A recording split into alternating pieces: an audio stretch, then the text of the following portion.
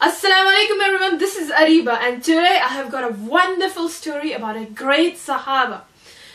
Now this Sahaba was Abdullah ibn Hudayfa radiallahu anhu, and he got arrested one time by a Roman emperor, a Roman Christian emperor. And this Roman emperor, he said to him, I will let you go free. In fact, I will give you a lot of wealth, a lot of money, and I will marry you to my daughter, and I will give you a position in the government. You will be powerful, and you have everything if you leave Islam and you become a Christian. Now Abdullah ibn Hudayfa, he doesn't just have a chance to go free, he has a chance to be really rich now. But he says, even if you were to offer me all of the wealth of Arabs, I wouldn't even leave Islam for a blink of an eye. Subhanallah. What a great slave of Allah subhanahu wa ta'ala he was.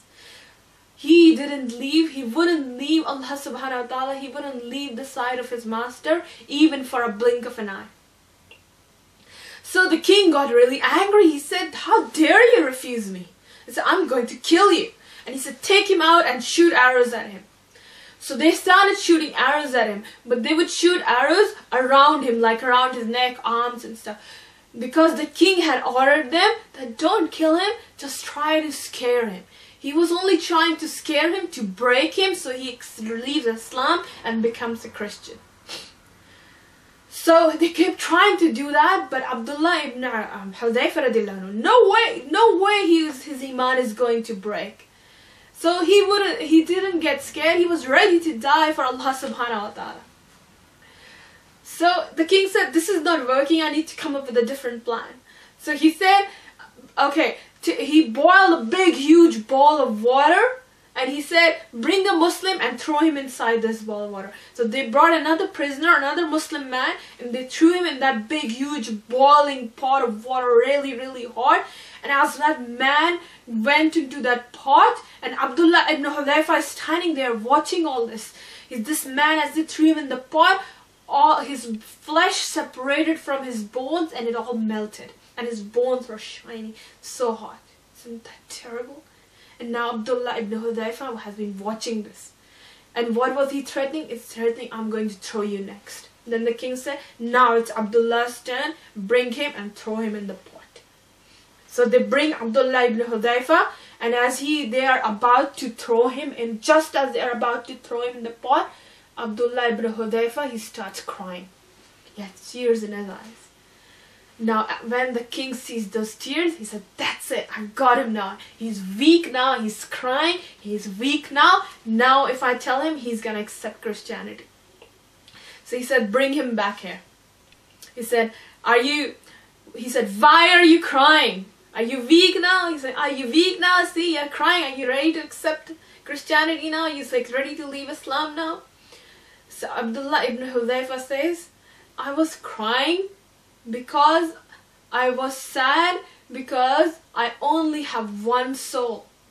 And I wished that I had more than one soul, that I could die more than one time, that you could throw me in this pot more than one time, so I can die for the sake of Allah subhanahu wa ta'ala.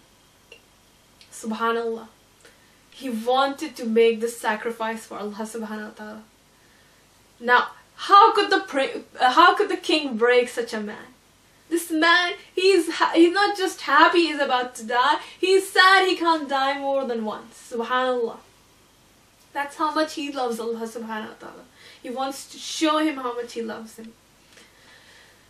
Now, so the king was, of course, he was very disappointed. He said, take him, throw him in a prison cell and starve him. Don't give him any food or water. So they took him and they threw him in a cell. And they didn't give him any food, any water for many days. Then after many days, the king said, take alcohol and pork to him. So they take alcohol and pork to him. But Abdullah ibn Hudayfa, he doesn't eat it. Even though he's starving to death right now, he hasn't eaten for many days. If he doesn't eat, he might just die right now. He doesn't eat it, even though it is halal for him right now. So the king asked him later on, why didn't you eat it? He said, I could have eaten that. It was actually halal for me. I could have eaten it. But I didn't eat it because I didn't want to give you the pleasure of thinking my iman is weakening. I didn't want you to be happy and think that my iman has weakened, that's why I have eaten. So he didn't eat it. He wouldn't let the king that I love Allah subhanahu wa ta'ala even a little less right now. Subhanallah. So the king was very disappointed. He said, there is nothing he can get out of this man. He can't break him ever. So he gives up now. But he says to Abdullah ibn Hudayfa, okay, I will let you go if you kiss my forehead. And why? Now imagine, this king has been trying to kill him, trying to make him leave his religion. He has killed many Muslims. He's the enemy of Muslims. But now, and he's asking Abdullah ibn Hudayfa to kiss him. It's humiliating, right? To kiss your enemy. Can you do that? But he said to Abdullah ibn Hudayfa, I wouldn't just let you free, I will let all the Muslims go free as well. So Abdullah ibn Hudayfa asked him, are you really going to let every Muslim free? And he said, yes, I will let everyone free. So then he said, okay, then I will kiss you. Then he kissed him on the forehead. And then the king let them all go. Then Abdullah ibn Hudayfa, he went to Medina and he met Umar radiallahu anhu. And then he told the whole story to Umar radiallahu anhu. And Umar radiallahu anhu, of course, he was so happy to hear the whole story. He loved Abdullah ibn Hudayfa and he kissed him on the forehead. And then he said to all of the people of Medina, he said, you should all come, all of the people of Medina should all come and kiss Abdullah ibn Hudayfa on his forehead. Subhanallah, look how Allah subhanahu wa ta'ala honored him. Not just in Jannah, inshallah, but here in this world, he's honored by the whole town coming to kiss him, and they all love him. That's a sign of their love for him. So if you really want people to love you, you got to show your love for Allah subhanahu wa ta'ala. Don't worry about pleasing anybody else. Just try to please Allah subhanahu wa ta'ala. Allah subhanahu wa ta'ala fill the hearts of people with your... Now, look at the story, subhanallah. This person, this Abdullah ibn Hudayfa, he could have left Islam. The king was threatening to kill him. He could have left Islam. It's probably even okay for him to leave Islam and his life is threatened like that, as long as his faith is true in his heart, his intention is right. And he could have eaten that pork and that drink, but he didn't. He loved Allah subhanahu wa ta'ala so much, he wouldn't leave the side of Allah subhanahu wa ta'ala at all. He wouldn't let his iman weaken even a tiny little bit. And how protective are we of our iman? I wonder. And I ask you, I wonder what thought goes through your mind when you hear this story. Is it that I wish my iman was so strong and you make dua to Allah subhanahu wa ta'ala, Ya Allah, make my iman so strong? Or is it that, like how I feel sometimes as well, that my iman can never be as strong as Abdullah ibn Hudayfa? Subhanallah, Allah has truly blessed him.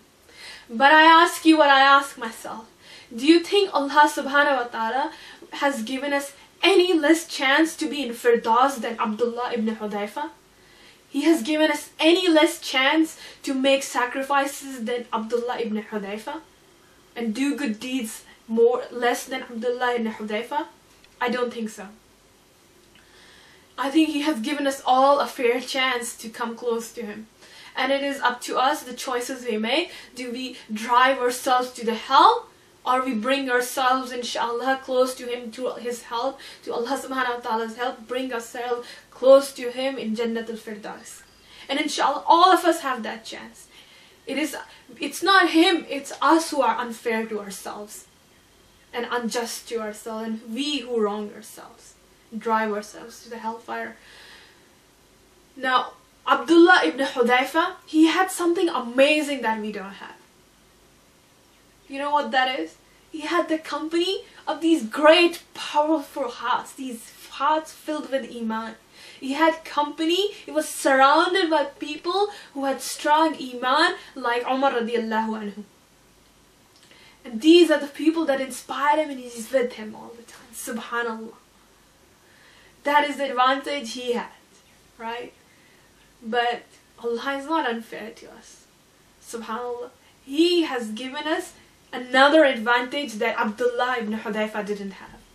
He had given us something that Abdullah ibn Hudayfa would have loved to have.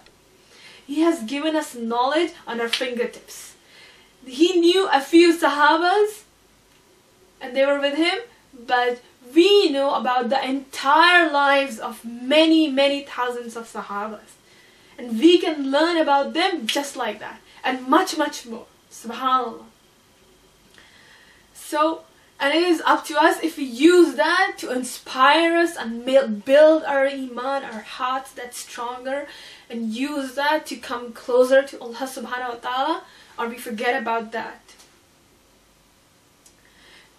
We are not in an environment like he was. We are in an exactly opposite environment like he was. But we can build that environment for us. We can build our environment where we are remembering these Sahabas as much as we can, inshallah. And the Quran and the stories of these Sahabas to build our iman stronger and stronger. And that is why I invite you to attend this course, inshallah, your children to attend this course, so we can spend these 4 weeks in the company of these Sahabas and inspire ourselves through these stories and build ourselves stronger, build our iman stronger. And not just be successful in our akhirah, but inshallah use that strength to be successful in our dunya as well. And to be honest, that is the reason I'm doing this course, not just to help the children, to teach the children, but I'm doing this course for myself so I can spend this time, inshallah, in the company of these great Sahabas next 4 weeks with telling these children these stories. It's a wonderful experience for me to be telling these stories and learning these stories and spending this time in the inspiration of these Sahabas. So it's great. I hope you join, inshallah. I look forward to seeing you soon. Registration is closing very, very soon. Just a couple of 3-4 days left. So hurry up. Classes are going to start next week. And sign up and be ready for an amazing journey. Assalamu alaikum.